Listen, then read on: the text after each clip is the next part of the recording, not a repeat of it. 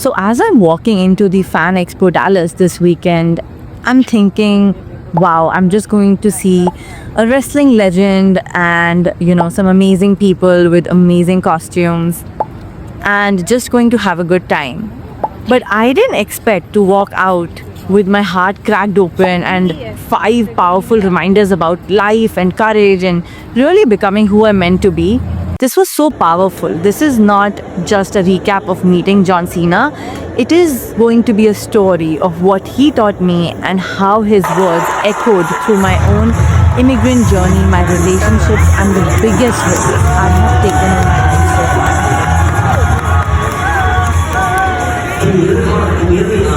First of all, I want to say thank you for your presence and for your patience. I was in the back meeting talking to some people that had arranged for a VIP meeting. I want to thank you very much for being patient. We're going to talk with you today, not at you. I know you got questions. I got answers. We're going to try to rapid fire this essence. So let's get it going. Over here. So John Cena started with narrating his story, that he grew up in a town that was 99.9% white. He said he didn't truly experience diversity until he was 15 and went on to a boarding school where his roommates were from Compton and New York, and it changed everything for him. And that really hit me hard because when I moved from India to the US, I felt something similar. I felt like I had landed in another planet. And my first school here was definitely felt like a strange place. It didn't, really, I didn't understand the jokes. The food was so different and everyone was, of course, not brown. And it was a mix of diversity for me for the first time. And the way people talked, it felt like a coding language, which I probably didn't understand that well. But slowly, I found friends. I took the courage to speak to some people.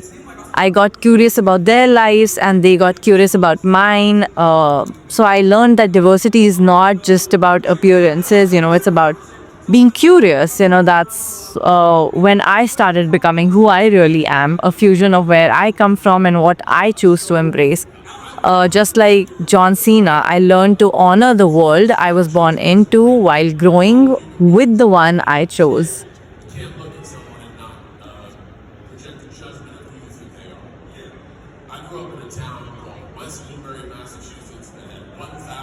Then someone, asked John Cena about the low self-esteem, and his response was simply but soul-shaking. He said, "You are worthy of love." And for years, I questioned that, especially after moving here. I wasn't really sure, if I would fit in. I wasn't sure if I was enough. But slowly, through building my career, through experiences, therapy, through real friendships, I began to feel it. I began to feel that my life is worth as well, and I am worthy of love as well. I'm done becoming, but I no longer shrink myself to fit into spaces. I walk in with this quite knowing that I deserve to be in that room. And John reminded me that sometimes the hardest person to believe in is actually yourself. And the first win is just showing up however you are, when and wherever you are.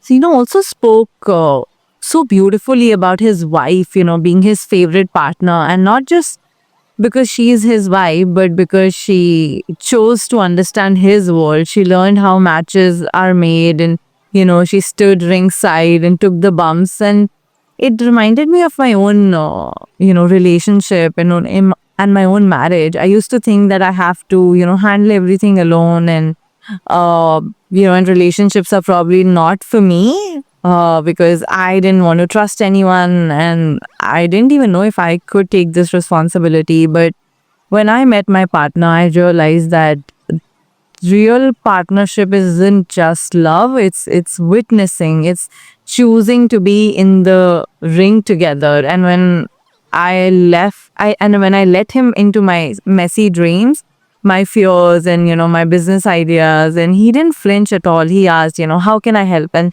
that's when I knew that, this love is different and it's healing. It's a mirror.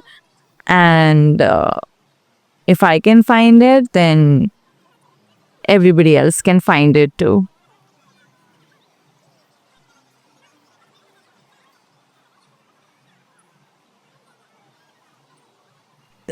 This next lesson just hit me. He said that, he financed his own rap album. And especially when he barely had any money, he gave his all into it. I thought about a moment, that changed my life. I left my job, that made me feel invisible. And now I'm pouring everything I have into my business. And, I felt like I was just working in this corporate jail. My ideas didn't matter, my voice didn't matter. I was just existing, but not really living. In fact, somewhere I was suffering. And then I bet on myself. I walked away, without a perfect plan, but with the promise that I would build a life where I felt seen. Since then, it's been scary, unstable, but it's also been the first time I felt like I'm creating something that matters and I'm finding my own happy place. So, just like Sina said, the safest bet you can make is the one you place on yourself. And I love this, and I think I'm going to take this lesson. I'm going to remember this lesson for a long time. Last but not the least, John said something that really made me tear up. He said, just try to make the next right decision in a world that tells you to hustle, plan 5 years ahead, always be 10 steps ahead. It was so grounding to hear that. And, one good choice at a time, one courageous move a day is enough. Is truly enough to make you continue on your path.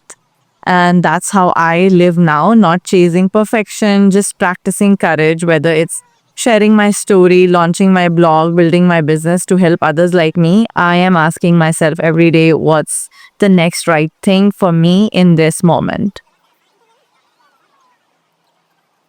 Seriously, I went to Fan Expo, to see a legend, to have some fun, and I left reminded of my own legend in the making. John Cena reminded me to be present, to be grateful, to bet on myself, to love more deeply, and to always choose authenticity over applause. This isn't just a story about a celebrity encounter. It's a reminder that you're worthy, you're already becoming, and your next right choice is waiting.